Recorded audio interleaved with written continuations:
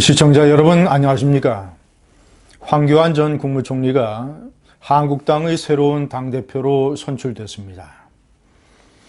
이번에 선출된 당대표는 우파 정당 역사상 가장 중요한 대표입니다. 왜냐, 내년 총선 결과에 따라서 우파뿐만 아니라 대한민국, 나아가서는 7,500만 한민족의 운명이 결정되기 때문입니다. 만약에 한국당이 또다시 참패하게 된다면, 그래서 만약에 개헌선이나 아니면 마음대로 입법을 유린할 수 있는 180석을 내주게 된다면 문재인 좌파 정권의 폭주는 계속될 것이고, 그것은 전체 대한민국과 한반도에 영향을 미칠 것입니다. 황교안 대표는 운명의 당대표입니다. 그는 엄청난 십자가를 지고 있습니다. 그는 자기 자신을 위하여, 당을 위하여, 나아가서는 우파를 위하여, 더 크게는 대한민국을 위하여 반드시 성공해야 됩니다.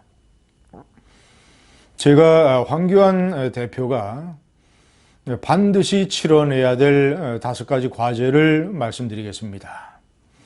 화면을 한번 봐주시기 바랍니다.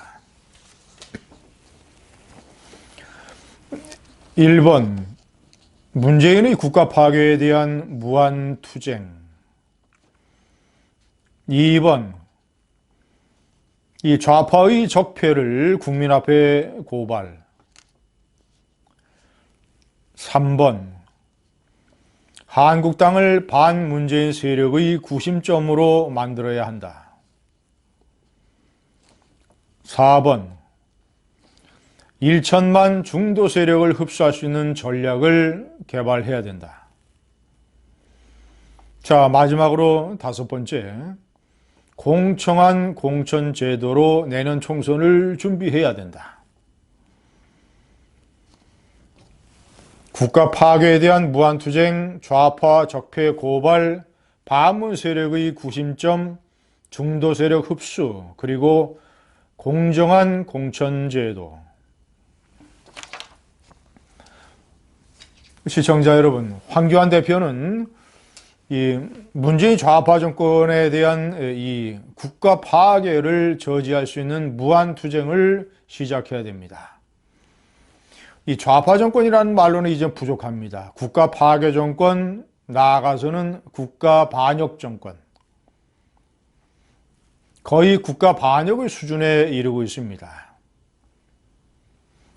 제가 말씀드린 대로 국가의 팔, 다리, 머리 5개를 완전히 파괴하는 정권. 자, 1번 머리는 국가의 정체성, 반공주의. 자, 이것을 완전히 유린하고 있고, 자, 2번째는 국가 안보. 낸시 펠로시 의장이 얘기하는 대로 북한의 의도, 남한의 무장 해제에 속수무책으로 당하고 있는 정권. 자, 3번은 국정 운영의 통치 스타일.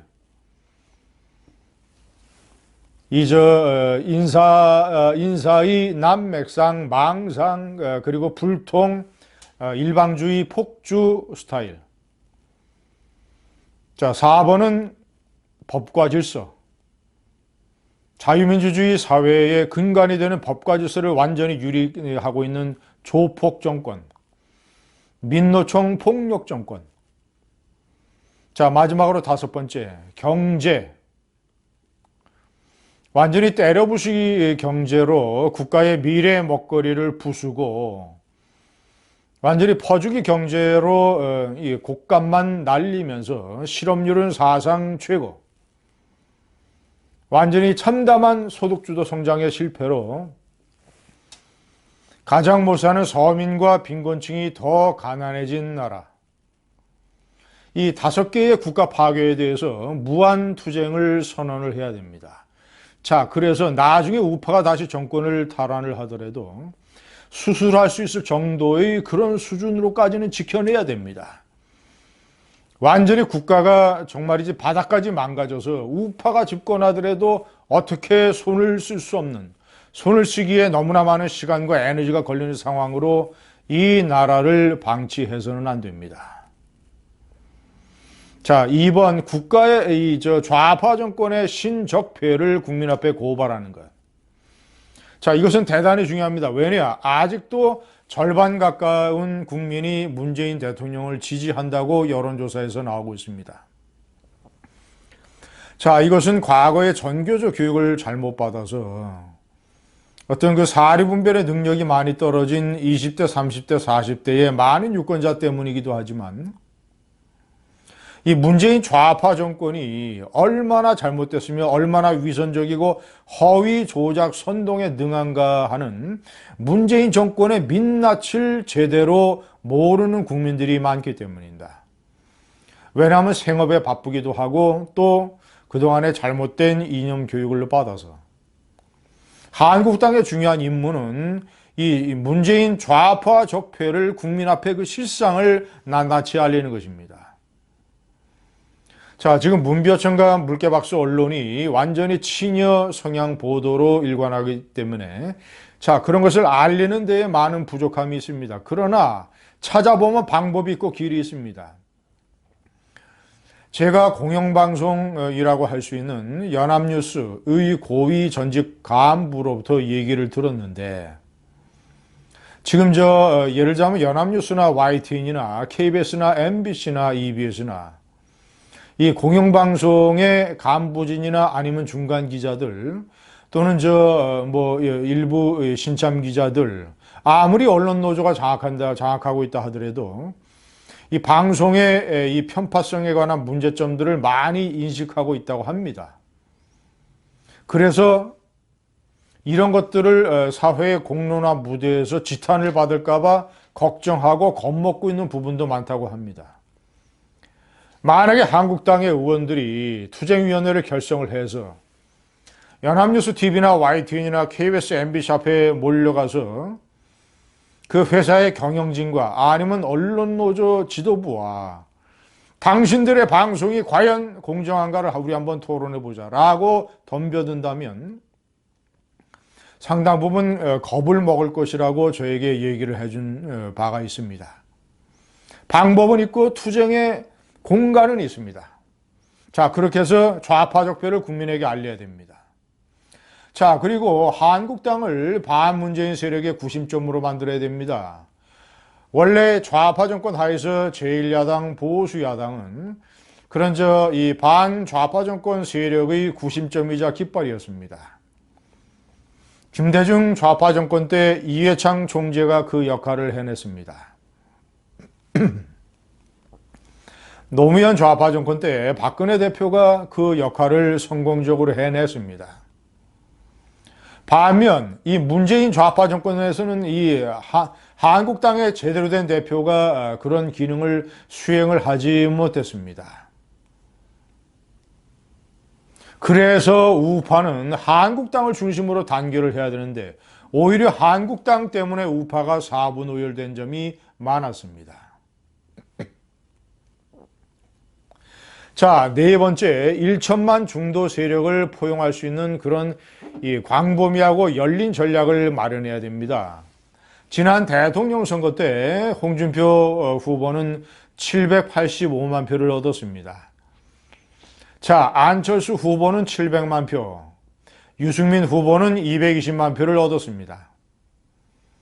안철수와 유승민 후보에게 간 표를 중도 보수라고 우리가 판단할 수 있다면 중도 또는 중도 보수, 중도 또는 중도 보수가 지난 대통령 선거 때 920만 표나 됐던 것입니다. 자, 어렵게 생각할 것 없이 중도 세력을 1000만 표라고 생각을 합시다. 자, 가장 중요한 것은 제가 100회가 불여일선이라는 표현을 많이 씁니다만은 100번 태극기 집회를 하는 것보다 한 번 선거에서 승리하는 것이 대단히 중요합니다. 한 번 총선에서 특히 내년 4월의 총선은 치명적으로 중요하기 때문에 모든 한국당의 전략을 총선 승리로 가지고 가야 됩니다. 어떻게 하면 1000만 중도표에서 상당 부분을 흡수할 수 있을 것인가. 그래서 우리가 어떻게 하면 내년 4월 총선에 과반수를 얻을 수 있을 것인가. 이 전략에 초점을 맞춰서 열린 정책, 광범위한 정책, 유연한 정책을 마련을 해야 됩니다.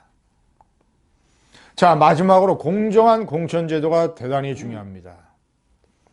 한국당이 박근혜 대통령이 탄핵당하고 한국당이 대통령 선거에서 정권을 잃어버리고 지난해 6.13 지방선거에서 폭망하게 된 모든 사태의 가장 근본적인 원인은 공천파동이 있습니다. 세 차례의 공천파동. 2008년에 이명박 세력이 박근혜 세력을 학살했던 제1차 공천파동. 4년 후인 2012년 박근혜 비상대책위원장 세력이 보복으로 이명박 세력을 탄압했던 제2차 공천파동. 제3차 2016년 끔찍했던 4월 옥새 들고 나르샤 파동. 제3차 공천파동. 그때는 친박계 비박계 모두 다 부메랑을 맞았습니다. 그래서 당시의 총선 패배와 그리고 이 우파 세력의 분열, 박근혜 이명박의 10년 전쟁이 결국은 대통령 탄핵과 이 우파 분열과 정권 상실에 지대한 영향을 미쳤던 것입니다. 공정한 공천제도가 우파를 살립니다. 한국당을 살리고 한국당의 분열을 막을 수 있는 가장 중요한 제도는 공정한 공천제도입니다. 감사합니다.